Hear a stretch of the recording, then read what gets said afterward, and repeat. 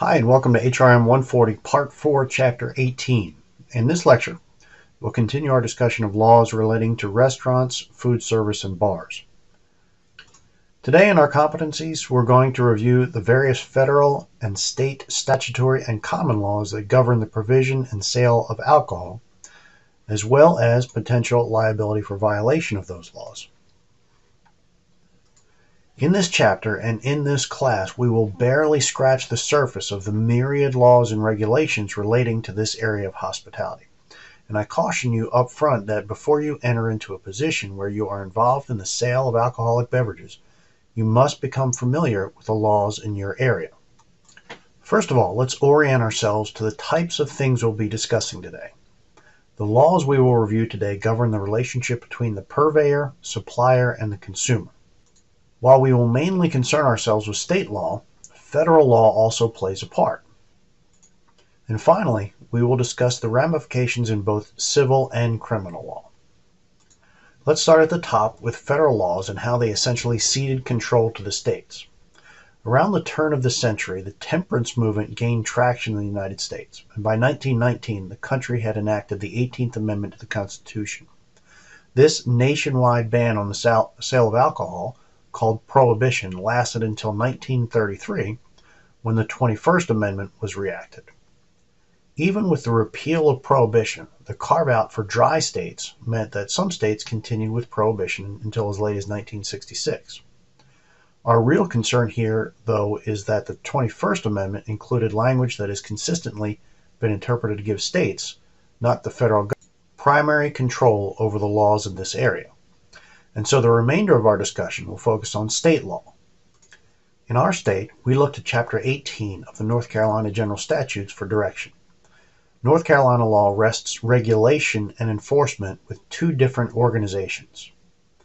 Alcoholic Beverage Control, also known as ABC, regulates the permitting of sales, and Alcohol Law Enforcement, also known as ALE, is responsible for enforcement of those laws. First, let's look at ABC, which controls where alcohol is served and sold. The areas ABC covers include both sales and consumption, and include to whom it can be sold, what forms of payment may be accepted, the types of alcohol that may be sold, and also the days and times that alcohol may be served.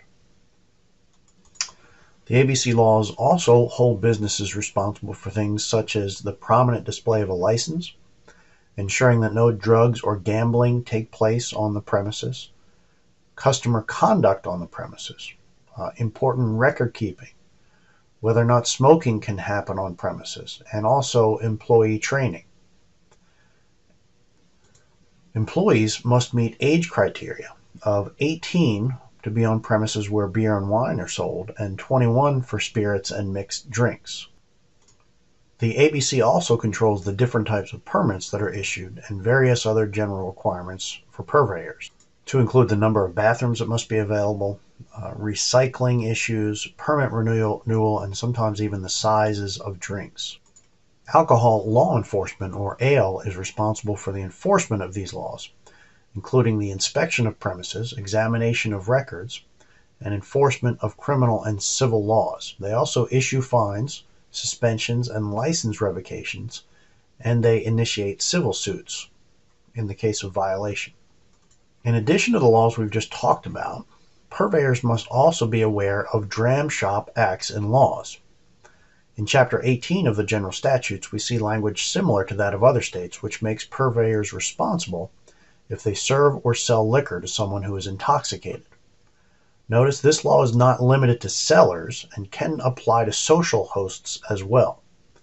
We usually see this law played out in a situation where someone at a bar or a party has had too much to drink and then drives and ends up injuring someone in a car accident, and this is enforced normally through tort law as well as criminal law.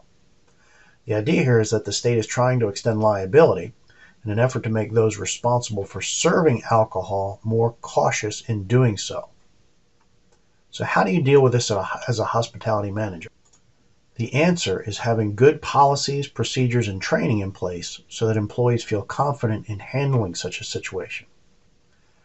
That completes our discussion of Chapter 18. Again, this was a broad and shallow overview, which you will need to supplement with a thorough study of the law in your jurisdiction before you take over responsibility as a purveyor of alcoholic beverages. I hope if you have any questions, you won't hesitate to reach out to me. Until then, have a great day.